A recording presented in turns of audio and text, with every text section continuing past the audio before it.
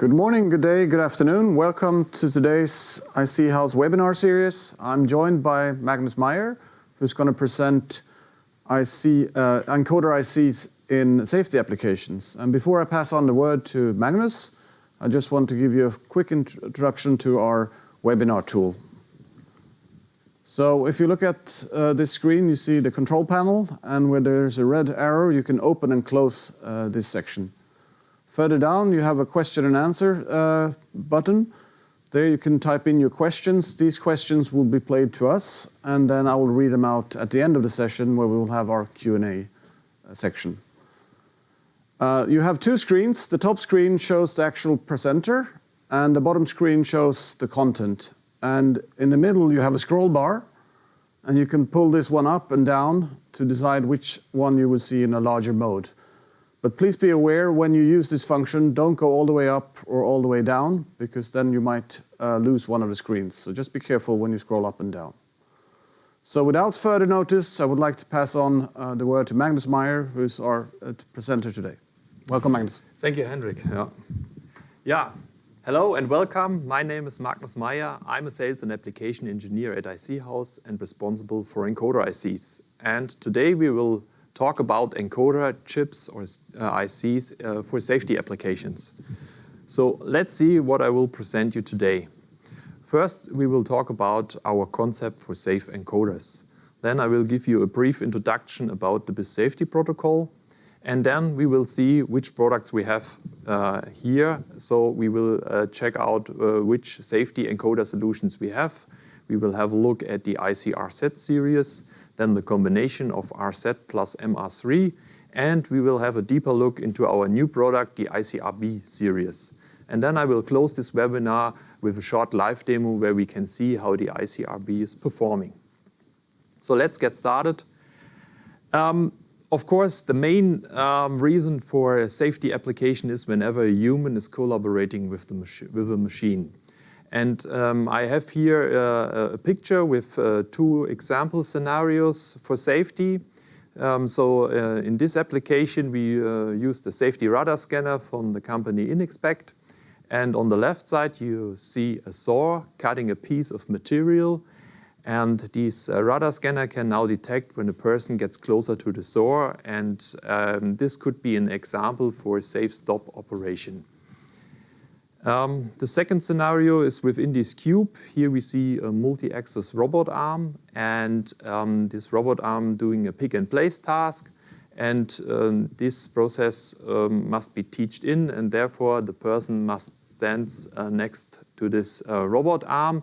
And this could be a scenario for a safe limited speed, or a safe limited torque off, or I would say a safe operation. So we're talking about safe motion systems.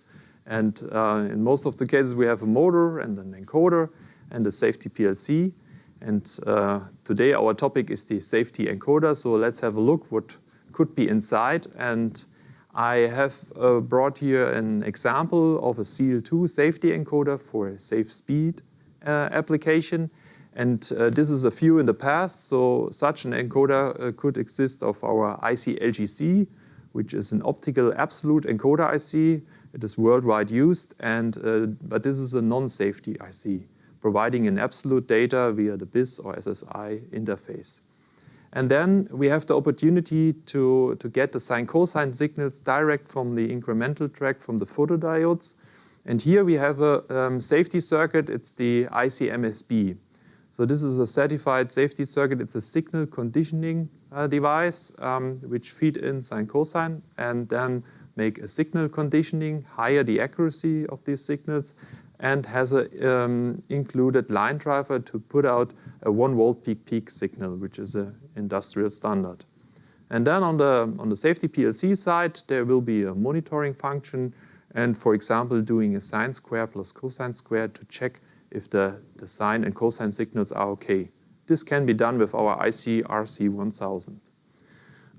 But then, when we need a higher safety integrity level, for example, to get a safe position, we need a CL3, then we have to change this concept. And for CL3 encoders, for safe position, we need a hardware failure tolerance of 1. And this results in that we need a redundant and independent generated position data. And our concept looks like we have two channels then generating these two position words. One, we call them the control channel, and the other is called the safety channel. And the best is when these two channels are, or these two parts are on one chip, because then it's easier to use. And we have to transfer these two position data. One, we call it the control position word, and the other the safety position word. We have to transfer these to a safety PLC or position evaluation here in this case, and there is a monitoring function or a comparator function checking both position words, and when they are the same, then the position is okay. And the control position word is used to do the normal task of the motor feedback or of this motion system, for example, motor feedback. But here in this case, we have to transfer two position words over two cables or two connectors, and I think nobody wants this. We like to have a smart way to transfer these data, and this is the time where the BiSS Safety protocol comes into play. So we have here on the left side this safe encoder, and we must transmit these two position data to a safety PLC. And the BiSS Safety protocol uses the black channel principle. It means we protect the position data in a strong way that we can transfer these over this black channel where we don't know what happens with it, and we can evaluate on the other side if the data is correct or not. So even with a high failure rate of 10 to the power of -2, which is a really bad cable, so this means when you transfer 100 bit, there can be 1 bit corrupt, and we can detect this. And usually the failure rates are much lower with normal standard cables. So let's have a look how a BiSS safety frame looks like. So we have, of course, a header, and then we have the control position word, CPW. And here we have a multi-turn information, a single-turn information, error on warning, and a 6-bit CIC. And this is more or less the classic BiSS-C standard format, which you may be familiar with. And then we added this safety position word. And here we have also multi-turn, single-turn information, error warning, and then we added a live counter, a 6-bit live counter. And the live counter is a tool, for example, when the encoder is standing still and you read many times the position, you will get always the same data. And then you cannot be sure if the encoder is frozen or not, so if this machine or the circuitry inside is living or not. And the live counter is a tool, every readout, it will be incremented by 1. So when the encoder is standing still, this number will increase, and you can see that this encoder is alive. We will later see the live counter in my demo. And then, of course, we have a high 16-bit CSC protection to protect the safety position word. When you now have a look at the single-turn information, you will see the control position word has a higher single-turn information than the safe position word. And the reason for this is for safety reasons to reach seal-3 systems, position data comparison of 9 to maximum 13-bit is enough to fulfill this. So let's have a look how we have implemented all these things in our products. So first, we will have a look at the iC-RZ series. This is a single chip solution for a safety encoder. We have here on top the control channel, and on bottom there's the safety channel. And in the middle there is a physical trench. A trench means there is a separation on the die separating these two channels. So let's say these are two circuitries or two ICs on one silicon. On the left side, we have the photodiodes, and there is a 10-bit PRC code. A PRC code means a pseudo-random code, which is a digital absolute code, which we're scanning. And then there's an additional incremental track with 1024 CPR generating sine-cosine signals. And these sine-cosine signals are interpolated by 5-bit, and then we combine it with the 10-bit absolute information to get an absolute data of 15-bit. And this is also done at the safety channel, and both is providing the BiSS interface, and as these are independent circuits, we have to do a BiSS daisy chaining outside on the PC board. So you see the wiring here, and then we get a BiSS safety frame of the control position word and the safety position word, and we can transfer these data to a BiSS master. But then maybe you would say, okay, it's a nice IC, I have now a safe position, but for my motion system, I need a higher resolution to do motor feedback or for my application.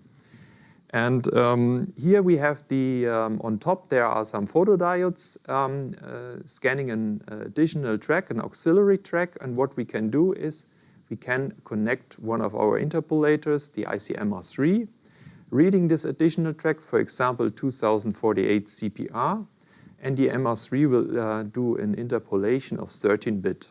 Additionally, the MR3 will read the absolute data information of the control channel, so he gets the 15-bit. Of course, he will use L11-bit to synchronize it with the auxiliary track, and then we have some synchronization bits. So we build up a 24-bit control position word, which we now can use. And then the safety channel is untouched. We have a safe position word with 15-bit. And now we do a daisy chaining of the MR3 and the safety channel of RZ to get the BiSS safety frame. And additionally, we have the opportunity to transfer sine cosine signals to the PLC if this is needed for the application. Yeah, and now you would say, okay, two ICs are a little bit complex. I need only a higher resolution. And yeah, we have found a way to do this. So today we will present you our new high-resolution single-chip solution for safety encoders. It is the iC-RB series. And what we have done here, so we leave out this auxiliary analog track, and we developed a 14-bit sample and hold interpolator instead.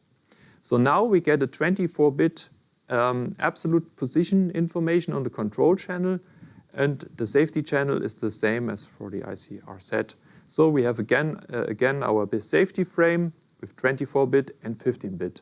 And this is a really smart solution because now you have a single chip solution can fulfill the main task to have a high resolution for the motor regulation and a safe position information within one IC.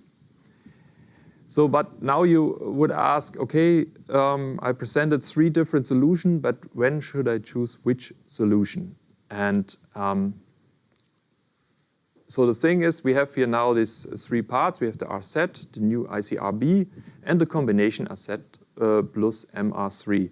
And the safety channel is the same. We have a 15-bit absolute position data. We have this high 16-bit CRC value and a sign of life counter.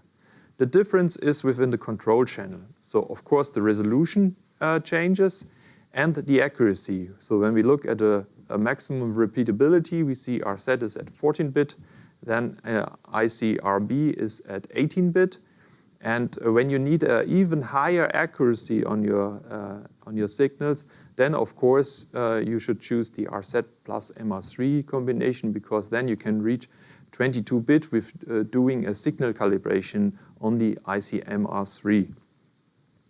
When you need sine cosine signals, in best case with a line driver in your application, then you're also with this chip combination, or when you like to have the most flexibility, like a BiSS ADS and user data via an EEPROM or the configuration, then this chip combination is also the best choice. So I would say the iC-RZ is a simple and safe solution. The iC-RB is a high resolution and safe solution for safety encoders.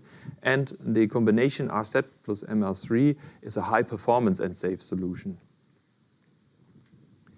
So let's have a deeper look into the iC-RB. So I've here the more detailed block diagram. So on the left side we have the control channel, and on the right side there's the safety channel. On top in green there's the configuration section. So the control channel is configured by 3 pins.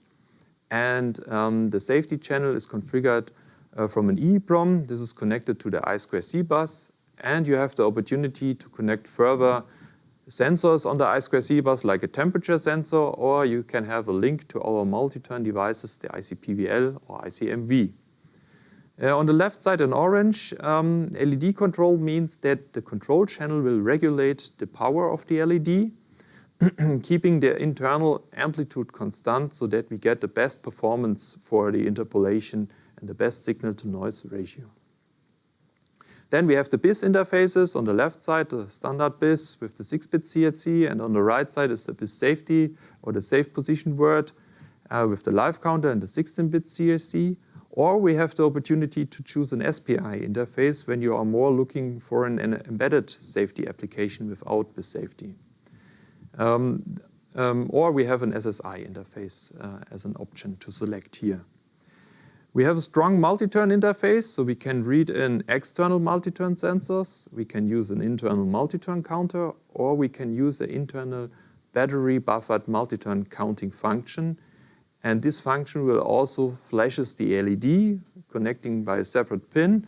So there is a function within the chip, just have to connect the battery, and then the chip can detect if the code disk is rotating and counts the revolution. When we look at the code disk diameters and resolution, first have a look at the package. So both coming in an opto QFN 38 package, it's 7 by 5 millimeter. And I have here made a chip photo from the iC-RB and iC-RZ. And not sure if you can see it, maybe I try it with the mouse. So here is a trench. And this is the physical separation. So I have marked it here with, I have marked it here with a line. Yeah. So you can see when you divide this chip along this line, you will have two working ICs. So you get the power of two ICs within one package. The same with the iC-RZ. So we're talking from a series, and iC-RB series means that there are different chip versions behind. So at the RB we have two different versions. We have an RB with 26, with a number coding 2624. And what we are doing with our optical encoder ICs, we code all these ICs with 4 numbers. So the first 2 numbers are a code for the code disk outer diameter, and the second 2 numbers are a code for the resolution of the code disk. So 26 means 26.5 millimeter in this case, and 24 means 1024 CPR on the disk. At the iC-RZ series, we have 4 different versions, so 2 coming in a diameter of 26.5 millimeter and 2 in a diameter of 42.5 millimeter. And then we change the resolution of the auxiliary track of this additional sine-cosine track, 1024 or 2048, depending on your needs. One thing I like to mention, so maybe you would say, okay, the iC-RB series looks really nice and I like to use this IC, but may with safety we are not ready, or we will do it in the future, then of course I would say you can use this IC as a single channel pseudorandom absolute encoder first, leaving the safety channel off. So as I mentioned, there is a trench, there is a physical separation, and there is no interference between these 2 parts. So you can use this power of this IC for your application to have a 24-bit absolute optical encoder, and you have the safety channel ready for your future use, for your future safety application. So summarize all these up. My highlights of the iC-RB series are that it is a high-resolution single-chip solution. We have a full redundant dual-channel concept, providing 2 independent position words which are compatible with the BiSS Safety protocol. And my highlight is that we need no signal calibration to reach this accuracy and this performance here. We have a multi-turn interface to read in external multi-turn systems like our magnetic battery buffered iC-PVL chip or the magnetic gearbox chip, the iC-MV. Or we have the opportunity to use the internal battery buffered multi-turn system by flashing the LED, then it's an optical multi-turn system. The operating temperature range is also quite high and a wide range, so we're starting at -40 degrees up to +125 degrees. So this is the operating temperature range, means the chip, the junction temperature is even higher. We are at +135 degrees. So this gives you really the room to use this in your motor application. This is also a demand from the market. All the motor manufacturers like to go higher with the temperature.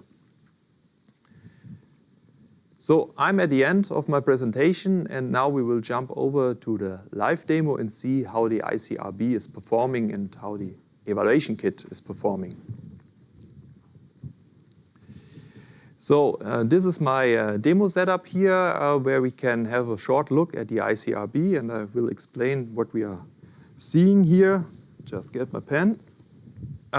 So on top here, we have the iC-RB evaluation kit. On top there is the iC-RB mounted on this PC board. It's underneath the code disk. And as this is a transmissive system, we have on top a little board carry the blue encoder LED from us. Then we have a code disk diameter of 42.5 millimeter. And the whole system here is mounted on our test stage. So we have an XYZ manipulator, and we have a drive here inside where a reference encoder is inside. And this is connected to a BiSS daisy chain via our adapter here, the MB5U. So let's have a look at the software I'm having here on the screen. So first I have to share the screen. So let's see if this works. Yeah, looks good.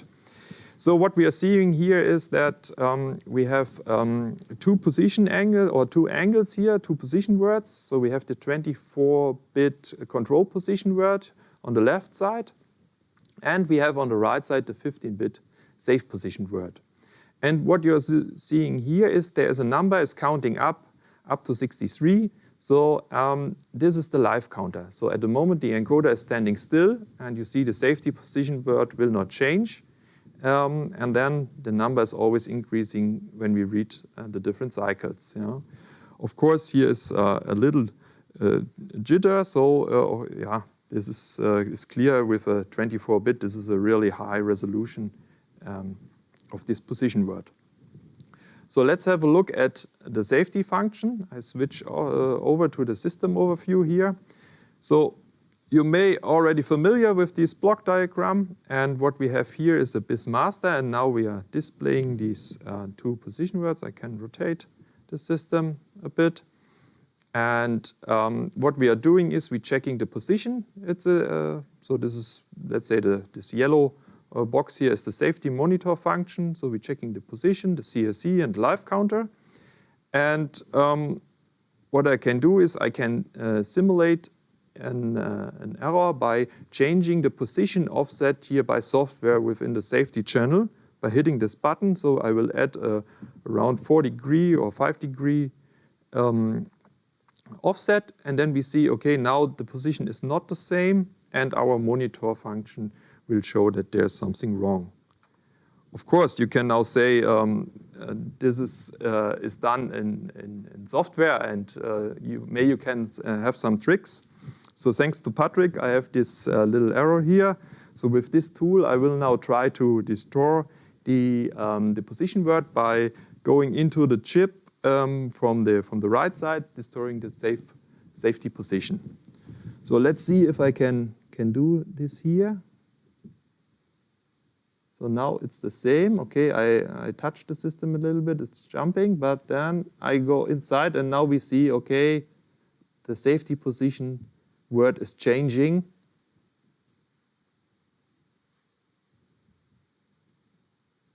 Yeah, and then we get a position error. So it's no fake. Okay, then as a last thing, we will have a look at the accuracy of the system. So I will jump to this accuracy measurement, and hopefully it works. In the morning there was some problem, but now it works. I'm happy. Good. So what I have done here is I connected the iC-RB in a BiSS daisy chain with my drive where an encoder is inside. But friendly speaking, this encoder has a resolution of 20-bit, and I have a resolution of 24-bit here with my RB. So maybe I'm the reference, and we will measure this encoder inside. So what we see here is an error range of plus minus 0.014 degree. This is the absolute accuracy, which is a pretty nice value, I think. And I can zoom in here by hitting this button. It keeps standing still. Yeah, and now I zoomed in, and the y-axis is now scaling from plus 0.05 to minus 0.05. And what you are seeing here is we can estimate the repeatability by checking the noise band. And when we see one division, I think it's 5 parts, 1 out of 1 division, so 20% of 1 division. And this is a value of 0.002 degree. And this results in a repeatability of 7 arc seconds, which is around 17-bit. And I think for this demo setup here, which is usually a limited mechanics, this is a really good value. Okay, I'm at the end of my presentation. And now I will go over here to Henrik, and we are waiting for your questions. Thank you, Magnus. This is very good. So we have a lot of questions for you here. Okay, I have to switch off the screen. Yeah. All right. Okay, good. So I will start a question and answer session here for you. You have about 10 questions so far, so it's good. Then hurry up. The first question is, do you plan to introduce this on magnetic chips as well, like ICMU? At the moment, not so far, but we're thinking about this. And so when you have concrete thought about this, so please let me know, and then we can discuss it. So maybe for future chips, we can consider this. Yeah. Okay, thank you, Magnus. The next question is, how do you handle common course failures like power supply, oscillators, configuration of EPROMs, etc.? So the common course errors are handled. What we can do of our side is from the chip perspective. So how we have developed these, how the circuitry is inside. So we have a lot of diagnostic, and some of these diagnostics are designed worthwhile, so that we can leave out some common course failures. Of course, there's a lot of paperwork done at this point, but the power supply and external components must be ensured by the customer. Okay, thank you. The next question is, do I need the battery for a pure single-turn encoder? I would say no. So when you configure the iC-RB as a single-turn encoder, you will not need the battery, because then you can switch off by the configuration the multi-turn. But when you like to have the multi-turn activated and the battery function, then of course you will need a battery. But for a pure single-turn, no. You will not use no battery or need no battery. Okay, thank you, Magnus. I have another battery-related question for you. So what size of battery is required, and how long will it last? Yeah, okay. This depends on the mission profile. So it depends which accelerations and speeds you like to cover or count when the machine is powered off. So we have a configuration of this. Within the chip, configure the maximum acceleration happens during power off, and I would say with a normal setting of all these things, and with a battery of 1 amp hours, you can reach at least 10 years with some room for safety. Okay, thank you, Magnus. The next question is, can I use a super cap instead of a battery to survive short-term power losses? Yes, this is also possible, a supercap, but the capacity of such a supercap is always limited. So I think this is an application can live a few weeks or maybe months with this. We have a feature implemented in the chip so that you can reload the supercap via the chip. So this is possible. It's also an optional configuration. Okay, thank you. Good answer. So next question is, from a sensor manufacturer point of view, what about mechanical tolerances of the position of the code disks in relation to the sensor chip? Yeah. How is the reachable accuracy influenced by mechanical misalignment? Of course, you have to align the chip, I would say, precisely. It depends a little bit on the diameter you have selected. For example, when you choose the small one, you should do a radial and tangential alignment within plus minus 100 micrometer. The air gap is a little bit more relaxed. At the iC-RB, we can also deal with air gaps around 400 micrometer. And of course, the bigger one, the iC-RB42, has a little bit relaxed tolerances due to the tangential displacement, for example, or the radial. The accuracy will not that much influenced by these displacement when you use this tolerance range, because we have excellent photodiodes on the chip compensating such a displacement by the chip. The limitation is the tracks, so you have to be ensured that the photodiodes underneath the tracks so that you can proper scan the different tracks. And for the alignment, of course, you have seen me in my accuracy measurement. I haven't explained it. There is such a long wave error, and this coming from an eccentricity of the code list. So the code list needs to be also proper aligned to improve your accuracy. Okay, thank you. The next question is, does the RB or RZ also have two supply voltage inputs? Are they also separated, or do they share the ground? They have separate grounds and voltage supplies. So usually you will connect the grounds together on the PC board, but they have independent power supplies so that you can feed them independently or supply them independently. Okay, good. Next question is about linear applications. 10-bit PRC sounds small. In linear mode, the PRC sequence is usually a lot larger, 15 bits for PZ, if I remember correctly. Is there a plan to have longer sequences? Mm-hmm. So I would say the iC-RB or iC-RZ is designed for rotary application. So we have bended the photodiodes a little bit to adapt the code list diameter.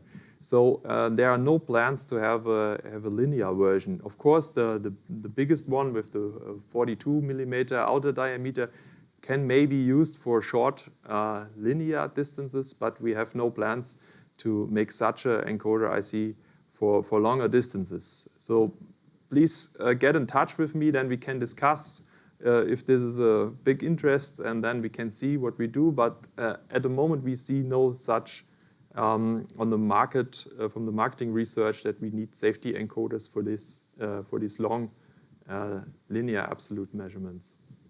Okay, thank you, Magnus.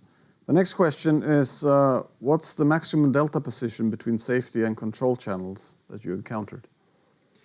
Yeah, as I mentioned, there usually the position is compared by a maximum of 13-bit. And 13-bit means you compare 13-bit and the result should be plus minus 1 LSB. In this range, then you can say the position is okay. What I have not talked about, that the control and the safety channel are scanning different positions on the code list because they are not overlaid. One is on the left side and the other is on the right side. So there is a physical angle in between. And here in my demo, I added already because we can calculate this offset, and I added already an offset so that we get the same position for both channels. Yeah? So physically, they scan different positions. Okay, thank you. The next question, is there a possibility to see the CRC for multi-axis applications? To see the CRC? Yeah.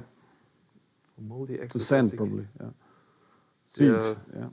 So not sure what this question means. So of course there is a possibility to make a daisy chain, but as I think when you have a multi-axis system, you will always have more motors and control loops, and so the BiSS safety protocol can use for one control loop, and then these multi-axis stages will connect it to a different interface like a safety EtherCAT or something. Yeah. Okay, good. Okay, next question is, never having done a BiSS-C daisy chain applications for an integrated solution, where the BiSS master is really close to the encoder, is it necessary to use RS485 drivers or not?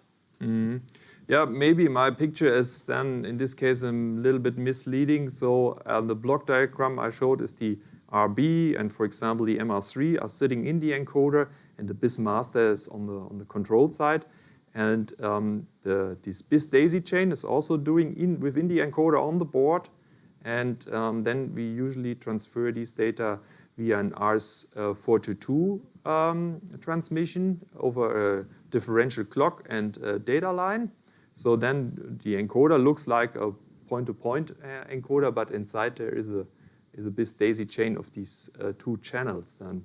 So this is possible, and of course we have the BiS line interface with the RS485 transmission, and BiS Safety is also compatible with BiS line, so you can transfer this over 4 or 2 cables, also this safety word. Okay, thank you. The next question is, will there be a reflective system in the future? Good question. So first we will concentrate on the transmissive thing, but when there is a need for such systems and we see a demand, then we think that we can expand our safety portfolio in this. So please get in touch with either our reflective encoder application guys here, Silvan Edle or Goran Pancha, or me, and then we can discuss this. Okay, thank you. The next question is, could I use 2 different optic wheels? If yes, is it possible to get measure of the offset between them? 2 optic wheels? Yeah. Maybe 2 code disks. So I think the advantage is that we have here 1 code disk, 1 LED, and we can place the chip, and we have these 2 channels within 1 chip. Because when you make a positioning of 2 sensor ICs on 1 PC board and you have to align this against the code disk, I think this is a really complex task. And of course, when you say in my application I have 2 code disks, yeah, then you need 2 detector ICs or let's say 2 iC-RBs to detect this, and could be also done to do this BiS daisy chaining by scanning 2 code disks. Yeah. Okay, good, thank you. Next question is, can it be used as a reflective encoder by placing it on the same plane as the RB or LED? No. So the iC-RB is designed for a transmissive system. So you need on one side of the code disk the photodiodes, the RB, the sensor, and on the other side the LED. Okay, good. The next question is, are there already encoder manufacturers using our safety IC? Yes, good question. So, of course, we started this by a partnership of some customers, and I can say, yes, there are customers who are using already the iC-RZ in series, but the iC-RB is brand new, so this is not in series right now, so we're just starting with this, we're sampling, and we are ramping up this project. Okay, thank you, Magnus. We have a couple of more questions, so okay. Just bear with me. The next question is, iC-RB has no cosine sign. Can it be accessed indirectly somehow? The sine cosine of the iC-RB from this incremental track 1024 can be accessed for in a test mode, but not to feed this out. In this case, I would choose the iC-RZ. Okay, good. Next question is about pricing. So how does the pricing relate to non-safety encoders? When I compare it with our solutions we have already on the market, I would say we have getting the goal that we're not having a higher price with this safety chip. Okay. So with nearly the same price, you get this power of these two position generation words, or these 2 chips in 1 package. Yeah. Excellent. So I think it's attractive. Yeah. Good. Thank you.